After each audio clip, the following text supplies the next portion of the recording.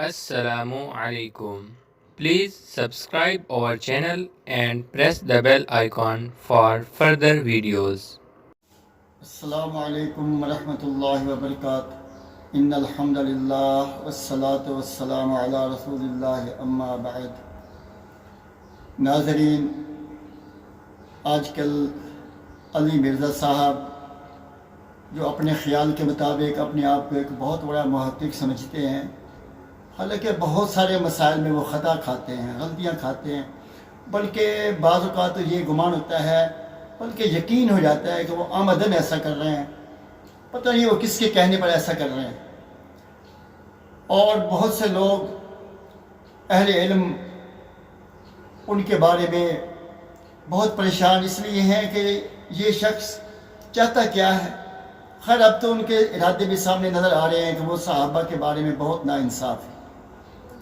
علی مرزا صاحب، ہم یہ کہیں گے آپ سے کہ اللہ نے اگر آپ کو کچھ شوق دیا ہے پڑھنے، بتانے، سنانے کا، تو اللہ کے لیے حق پڑھیں، حق سنائیں، حق بتائیں۔ ہر لکھی ہوئی چیز جو ہوتی ہے وہ تاریخی حقائق نہیں ہوتے۔ ابھی میں نے کچھ سنا ایک بہت بڑے اہل حدیث عالم سے، بہت ماشاءاللہ ان کا مطالعہ، وہ بتا رہے تھے کہ یہ بہت ساری قرآن کے لفظی طور پہ بہت غلطیاں کر رہے ہیں، معنوی، تفسیری، تراجم میں بھی بڑی غلطیاں کھاتے ہیں۔ تو ویسے بھی معلوم ہو جاتا ہے، لیکن آج ہمارا موضوع جو ہے وہ صحابیت کے بارے میں ہے۔ کس صحابہ کے بارے میں کہتے ہیں جی ان کا مرتبہ، فلاں کا مرتبہ، فلاں کا مرتبہ ایک جیسا نہیں، ان کا زیادہ ہے، ان کا کم ہے۔ تو اللہ کے بندے، سارے صحابہ واقعتاً یہ حقیقت ہے کہ ایک فضیلت کے مالک نہیں ہیں، ان کا اپنا اپنا رتبہ ہے ہر ایک کا۔ کسی کو اللہ کے رسول فرماتے ہیں کہ یہ میری امت کا امین ہے، کسی کو صدیق فرمایا، کسی کے بارے میں کچھ لقب دیا۔ یہ سارے القابات اللہ کے رسول صلی اللہ علیہ وسلم نے اپنی مرضی سے، اللہ کے حکم سے دیے ہیں، تو ہمیں اس سے کیا غرض و غایت؟ آپ صحابہ کو اپنے ذات کے ساتھ ان کا تقابل کرتے ہو، ان کے درمیان فصل ہونا آپس کا فضائل کے لحاظ سے یہ ایک حقیقت ہے۔ سارے صحابہ، اتنے اللہ کے رسول کے صحابہ ہیں، ان کا مرتبہ، مقام اتنا بلند ہے کہ ساری دنیا کے ولی جو ہیں وہ ایک صحابی کا مقابلہ نہیں کر سکتے۔ یہ حقیقت ہے، اسی بات۔ تو سیدنا معاویہ رضی اللہ تعالیٰ عنہ، سیدنا مغیرہ رضی اللہ تعالیٰ عنہ، عبداللہ بن عمرو بن عاص، یہ سارے صحابہ آخر صحابہ تو ہیں، پھر ان کے رتبے، ان کے مرتبے پر شک و شبہ کی کیا گنجائش ہے؟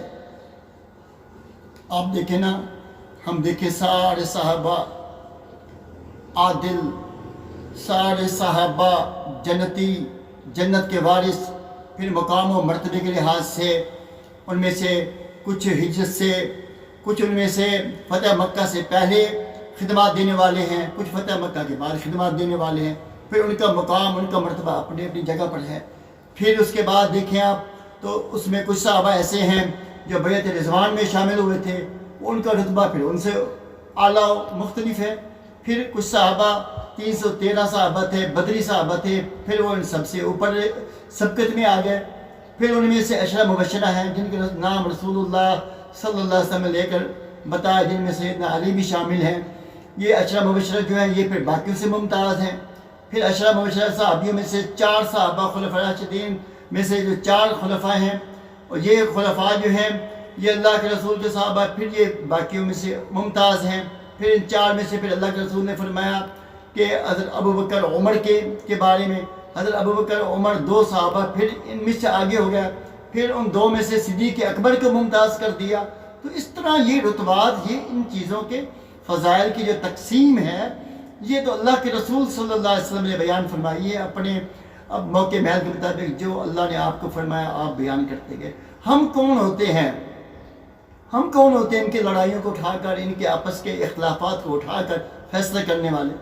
یہ تو سورج اور چاند کے آپس کے معاملات تھے، ان کی روشنیوں میں ہم ٹکرا کر، سورج کی روشنی سے ہم ٹکرانے کی کوشش کریں گے، ظاہر بات ہے جل کے راکھ ہو جائیں گے، ملیا میٹ ہو جائیں گے ہم۔ اس لیے جناب علی مرزا صاحب اور دوسرے لوگ جو صحابہ کے بارے میں کسی قسم کے شک و شبہ میں شکار ہیں، یاد رکھیں ہر صحابی کا اپنا مقام و مرتبہ ہے. اللہ کے رسول صلی اللہ علیہ وسلم جس کے بارے میں جو بتا دیا وہ حق ہے. تو صحابہ کے بارے میں اللہ کا خوف کرو. اللہ کے رسول فرماتے ہیں کہ میرے صحابہ کے بارے میں اللہ سے ڈرو. اور فرمایا کہ اگر تم کسی کو دیکھو نا کہ وہ میرے صحابہ کے بارے میں کوئی بات کر رہا ہے, ان پہ سب کر رہا ہے, ان کو کچھ گھٹا بڑھا کے کہہ رہا ہے, تو کہہ دیا کرو تم لعنت اللہ علی شرکم, تمہارے شر پر اللہ کی لعنت. صحابہ کے بارے میں زبان چلانا, اس کو تو اللہ کے رسول نے شر کہا ہے, شر فساد کہا ہے. اور فسادی بندہ پھر موحد کیسے ہوتا ہے؟ شریر بندہ پھر اپنے آپ کو عالم کیسے سمجھتا ہے؟ وہ کیسے سمجھتا ہے کہ میں دین کا نمائندہ ہوں؟ اللہ کے بندے اللہ کا خوف کرو, اللہ کا خوف کرو. صدیق و فاروق کے بارے میں, عثمان و علی کے بارے میں, سیدہ معاویہ کے بارے میں, دوسرے صحابہ کے بارے میں اللہ کا خوف کرو.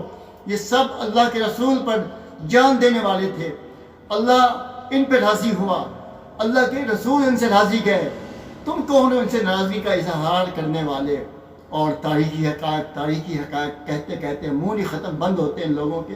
کیا ہے تاریخی حقائق؟ تباہی گئے, تباہ کر دیے تاریخ میں. پوری ہماری شاندار روایت کو گدلا کر کے رکھ دیا اس تاریخ نے. کون ہے لکھنے والا؟ کیا ہے سند ان واقعات؟